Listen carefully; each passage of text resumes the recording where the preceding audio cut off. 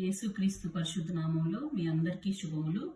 ఈరోజు కీర్తనల గ్రంథం 32వ అధ్యాయం చదువుకుందాము. తన అతిక్రమములకు పరిహారము నొందినవాడు, తన పాపమునకు ప్రాయశ్చిత్తము నొందినవాడు ధన్యుడు.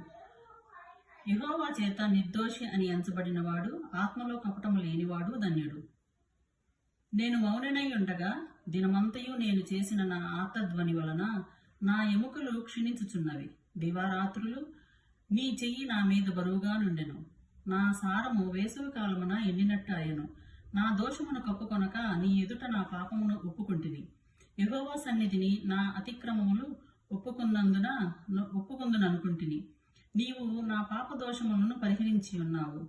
కావున నీ దర్శన కాలమందు భక్తి గల వారందరూ నీకు ప్రార్థన చేయుదురు. విస్తార ప్రవాహములు పొరలి వచ్చినను నిశ్చయముగా అవి నా మీదకి రావు. నా దాగుచోటు నీవే. శ్రమలో నుండి నీవు నన్ను రక్షించెదవు. విమోచన గానముతో నీవు నన్ను ఆవరించెదవు. నీకు ఉపదేశము చేసేదను.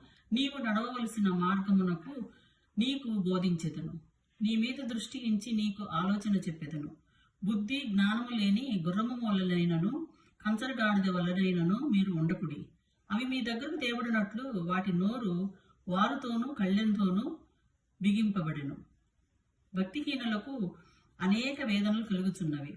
యెహోవా యందు నమ్మిక ఉంచిన వారు కృప ఆవరించి ఉన్నది. నీతిమంతులారా, యెహోవాను బట్టి సంతోషించుడి, ఉల్లసించుడి.